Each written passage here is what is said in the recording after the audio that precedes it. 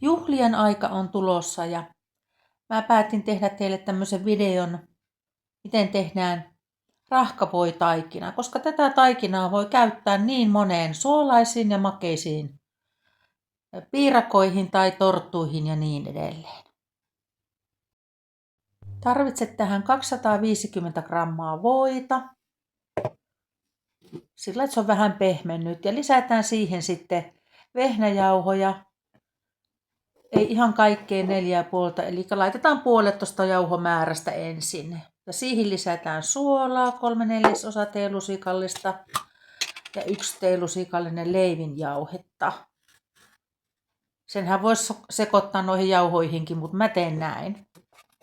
Ja nyt mä lisään sitten tähän jauhoja päälle vielä. Pikkusen jätetään että jos tarvii vielä lisätä, ettei tule liian kovaa. Ja nyt sitten nypitään sormilla tuo jauho tonne voihin. Ja toi voi on hyvä olla vähän aikaa huoneen lämmössä sillä, että sitä on helppo käsitellä.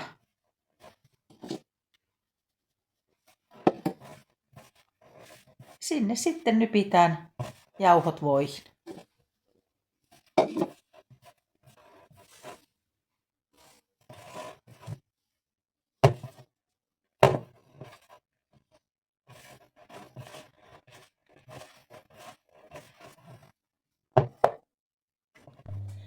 Sitten lisätään 250 grammaa maitorahkaa.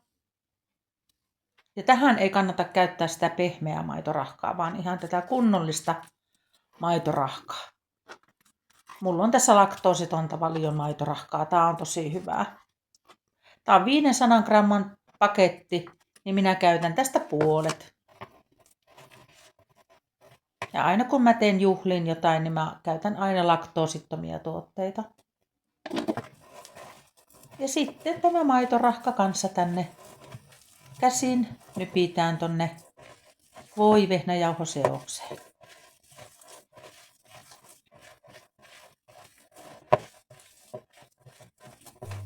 Tämä on erittäin helppo ja nopea tehdä tämä taikina.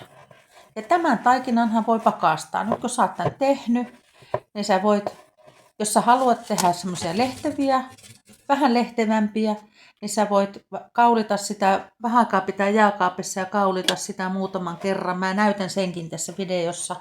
Tai sitten laittaa ihan ilman kaulitsemista niin tonne, vähän painelet sitä ja laittelet sitten pakasteeseen tonne elmukelmun sisään ja pakasteeseen. Näin ihana köntti tuli tästä. Helppo, ihanan tuntunen taikina. Ja tähän tosiaan meni 4,5 desiä. Mä lisäsin tuossa lopussa vielä niin sen puoli desiä, niin 4,5 desiä tuli vehnäjauhoja. Ja jos haluat leipoa tämä heti, eli esimerkiksi tehdä piirakkaa, niin laita tämän jääkaappiin mielellään tunniksi. Ja voit nyt esimerkiksi tässä välissä tehdä täytteen. Ja mulla on näitä piirakkaohjeita tällä minun kanavallani. Mielellään tunniksi. Sitten kaulitaan tää leivinpaperille.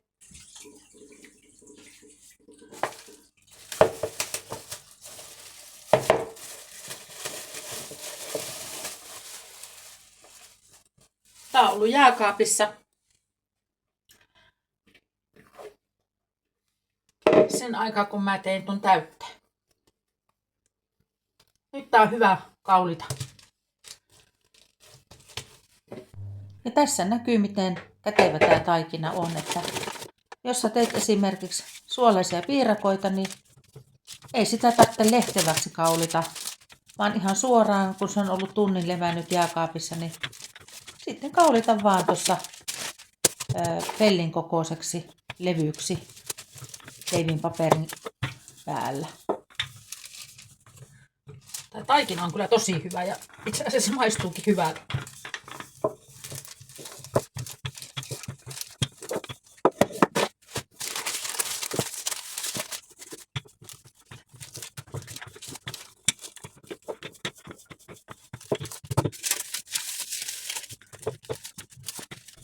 Tämä leivinpaperi on just sopivan kokoinen tuohon mun peltiin.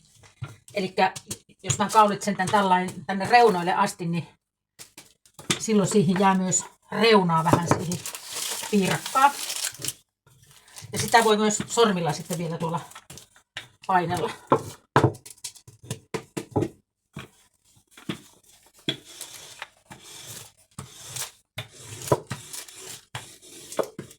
Näin kätevästi se menisi.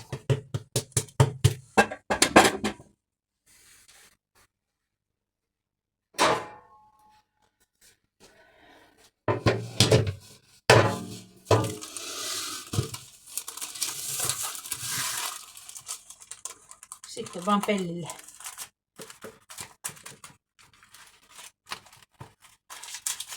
Vähän tänne päin.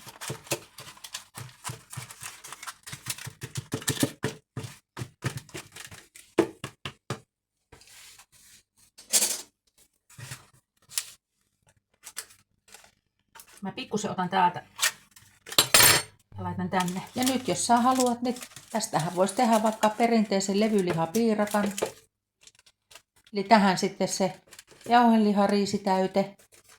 Ja sitten tekee vielä toisen tämmöisen samanlaisen taikinaan, kaulitsee tuohon päälle ja vähän pistelee reikiä ja uuniin.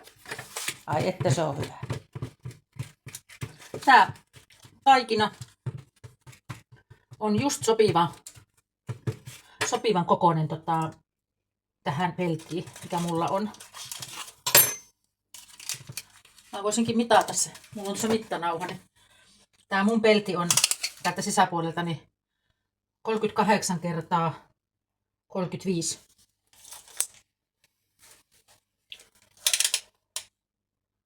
Joo. Että tiedätte sitten vähän suhteuttaa. Näin. Tässä oli malli, miten voit tehdä suolaisen piirakan pohjan. Ja seuraavaksi tulee sitten vähän rahkavoitaikinan taittelua, jota voi käyttää esimerkiksi torttuihin tai sarviin ja niin edelleen. No niin, tässä nyt on rahkavoitaikina. Ja nyt mä ajattelin tehdä rahkavoitaikina sarvia.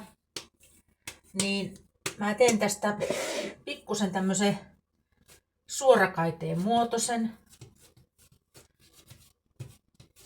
Ja laitan tän jääkaappiin. Tänhän voisi vaikka nyt pakastaakin, jos haluaa.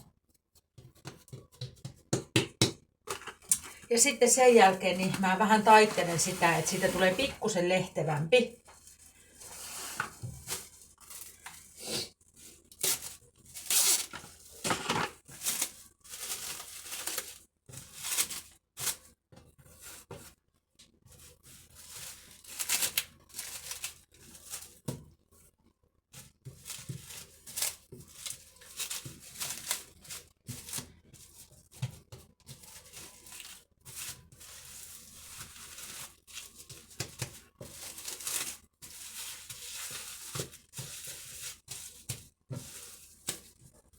Näin. Nyt mä laitan tän jääkaappiin. Ainakin tunti saa olla, se on parempi kivempi kaulita, kun se on kylmä. Ja sitten sen jälkeen mä otan sen jääkaapista ja vähän taittelen muutaman kerran, niin siihen tulee semmoista lehtevyyttä vähäsen. Tästähän voi siis tehdä tästä rahkavoitaikinasta niin joulutorttuja. Ja mähän on tehnyt, mulla on täällä paljon videoita, jo mä oon tehnyt pellillisiä suolaisia piirakoita. Niin silloin ei tarvi kaulita lehteväksi, että se voi niinku suoraan vaan kaulita pellille. Mutta, taikka leivinpaperille ja siirtää pellille. Mutta nyt mä haluan tehdä noita sarvia, suolaisia rahkavoitaikina sarvia. Niin. Mä kaulitsen muutaman kerran sitä sitten vielä. Sen jälkeen kun tää on ollut jääkaapissa taas kylmässä vähän aikaa. Ja mä nyt laitan tän jääkaappiin, katsotaan milloin mä teen sitten. Tämähän voi olla vaikka useampi tunti tuolla jääkaapissa. Eli nyt lähtee sitten jääkaappiin. No niin, tämä on ollut nyt pari tuntia tuolla jääkaapissa. Nyt kaulitaan sitä vähäsen.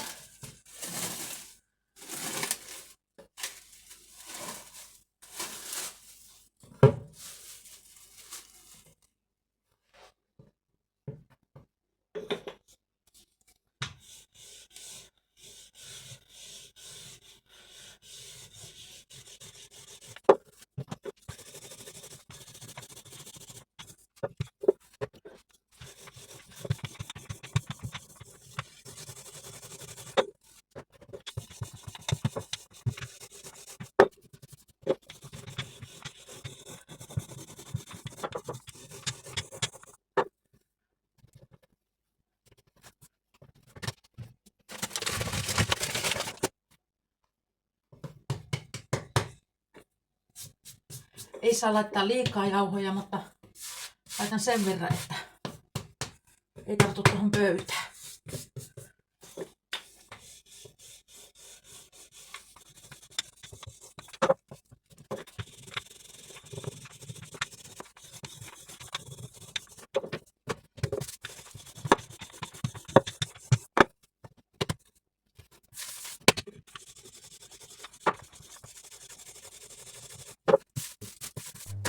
Ja tämän vaiheen kun malttaa tehdä, niin näistä tulee tosi ihania vaikka joulutorttuja tai viinereitä. Juhliin nytkin on valmistujaisia tulossa ja niin päin pois. Ja torttuihin, juustosarviin tai laittaa sarvien sisälle jotain täytettä, niin aivan mahtavia. Tuolla pikkusen lehtevämpiä.